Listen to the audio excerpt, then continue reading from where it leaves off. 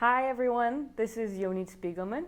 I'm here in the Lessonface headquarters here in the West Village in Manhattan. And I'm here to talk to you about chords on bass. So there's a bunch of ways to kind of talk about chords on bass, and probably the first thing that comes up to mind when I say chords on bass for you will be something like this or like this.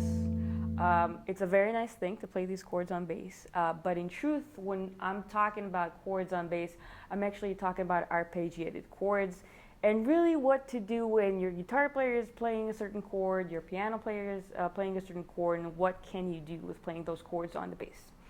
So a lot of times, even the guitar players and the piano players, they don't really know what they're playing. They play a certain shape that they have, that they know they learned that forms C chord, or G, or DM, or any of those. When in truth, all of those shapes really just make a collection of notes that make this specific chord. Now, the first thing I want to talk about, even before touching the bass, is what do these letters mean? So every time you have a single letter, it could be C, it could be G, it could be E flat, it could be F sharp. When it's just one letter, it stands for a major triad chord. Okay, which means it's a major chord, and a triad chord means that it's made of 3 notes. Now, sometimes you might be playing C, you might be playing G on the guitar, and you say, but I got 6 strings and I'm using all of them. Well, that's because some of them double those 3 notes.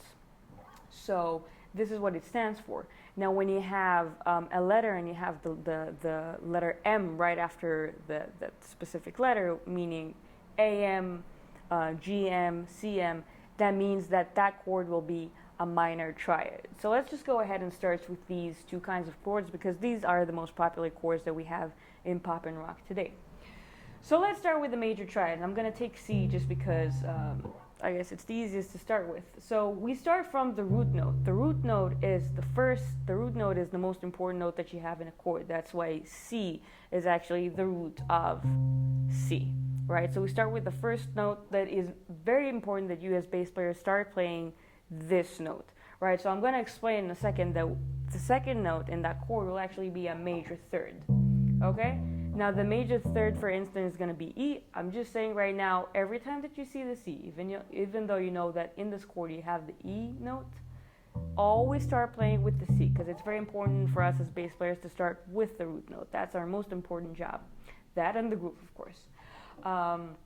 So we start with C. The second note, as I mentioned, is E. That's going to be a major third above. Now, as you can see, when I'm playing that E, I'm playing it at string under, and I'm playing it 1 fret up, right? So this is actually the position that you want to use for the shape when you're playing a major chord. Another way of playing this will be playing C here and playing E here. But as you can see, that jump is really not helping us a lot when we're trying to play the chord fast, right? It's easier when the hand doesn't have to move so much. So now this shape is very important because everywhere in the bass we can duplicate this shape. So if I start playing from here, you don't even need to know which note it is. You know that if you play this is going to be a major third from it, right? Same thing with going up, and same thing from every string, because we're tuned to perfect fourths. It's going to be the same, unlike the B string with the guitar, which you have a position that's going to be different. So it's always going to be a perfect third coming from it. Now, the next note we have in the triad chord, because we said that we're going to have 3 notes in the triad chord, the next note is the perfect fifth. Now, the perfect fifth is really important because the root note and the perfect fifth are the most stable notes in the chord. Meaning that most of the time when you play a bass line, when you play a groove, you want to lean on the root note and the fifth. That's why all the famous bass lines are mostly based on the root note and the fifth. So this is for the major triad chord. Now, this could be a C major triad chord. If you want to play a major triad chord, you can just go to any letter that has that your guitar player or piano player are playing, right? Any chord. So A will be just starting the triad chord shape from A. G will be just starting that triad shape from G.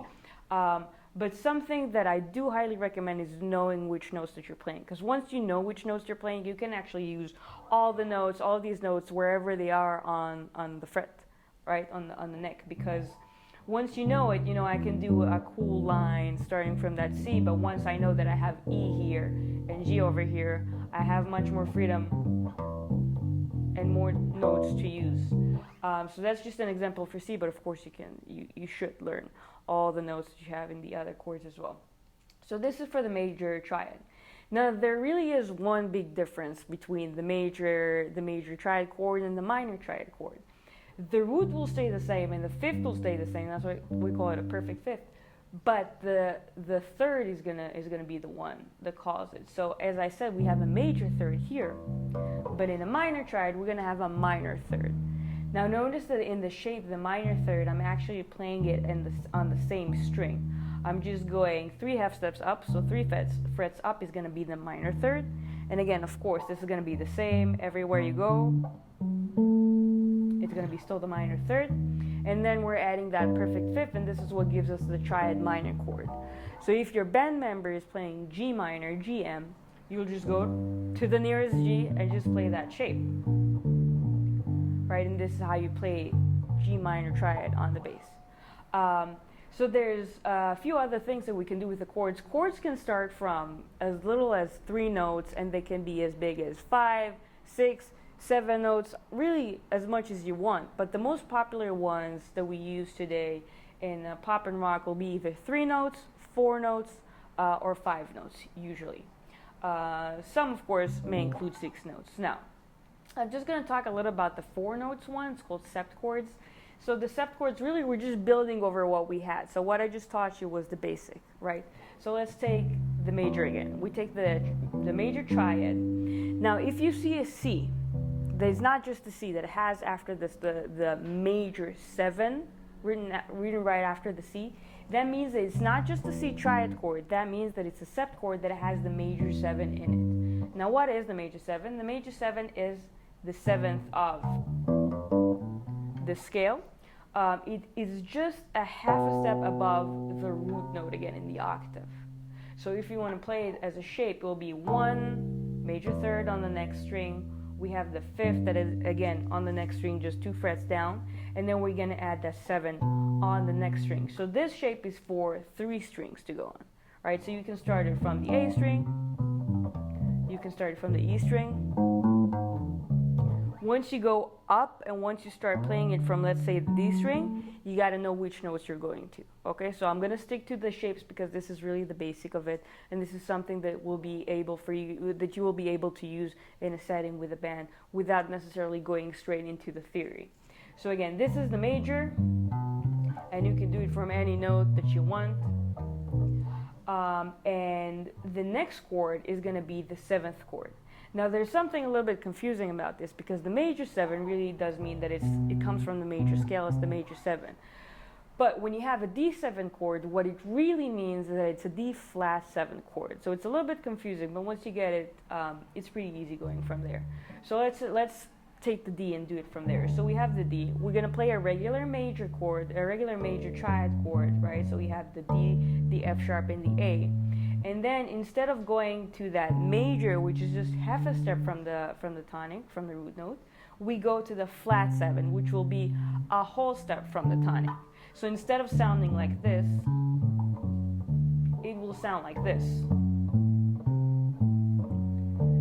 Now this 7 chord that has a flat 7 is also referred to as dominant, and it's always going to want to take you back to the perfect 4th above. Right, so if you ever play G7, you want it to go back to C. Or if you ever played C7, you want it to go back to F. So this is just a little theoretical thing here in the middle. But yeah, so we have the dominant, and we talked about the major 7 chord. Now the only one more sept chord that I want to mention, and these 3 chords are the most commonly used in pop and rock, will be the minor 7 chord. So it's kind of like, it's very similar to the dominant. So we start with the minor triad because, as we said, it's a minor chord, it's an M chord. We start with the minor triad and then we add the 7. Now again, if you don't have a major 7th, it means that it's a flat 7th and a whole step away from the root note, right? So it will be A minor, flat 7, which will be the G. And And again, it's a shape that you can use anywhere in your bass, B flat. It's something that every time that you see a specific letter, a specific note with M after this you can use, or M7 rather, after this you can use the same thing. Now, everything that I showed you right now is melodic, right? It's all arpeggiated, which might make you wonder, okay, what happens to the actual chord on bass? Now, just one thing that I want to clear up in this video is that bass is really a melodic instrument. A melodic instrument that, just a few examples of melodic instruments, it could be trumpets, it could be flute, anything that can only play one note at a time is referred to as melodic instrument. And anything that can play a few notes at the same time, like a piano, guitar, is a harmonic instrument.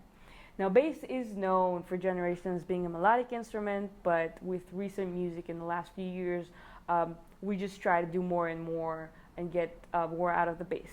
So you can play these kinds of chords on the bass, but I can tell you that as a professional bass player, most of the time I do just play the arpeggiated chords, and I leave space for the harmony for their harmonic instruments. But if you do want to investigate, this is a world that has a lot of color in it with the chords. Obviously, the more you know about theory, the better, or the more unique chords that you can make on the bass. But just with these few tips of information that I gave you in this video, you can actually already go ahead and find out which chords work for you.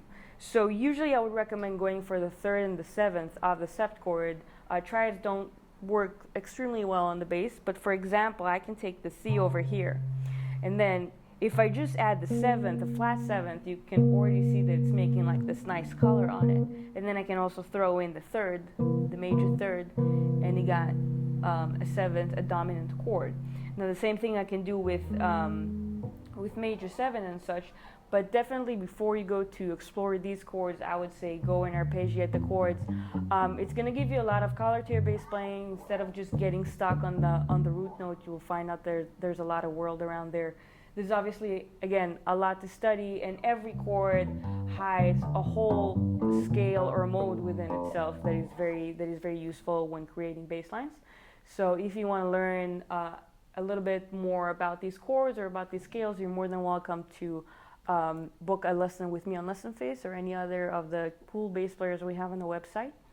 And I hope that these tips will help you now with your bass playing, and you'll know a little bit more about what to play when you encounter the letter, or the letter in the M, or the letter in the 7. So thank you for watching, and I hope to see you soon. Have a good one.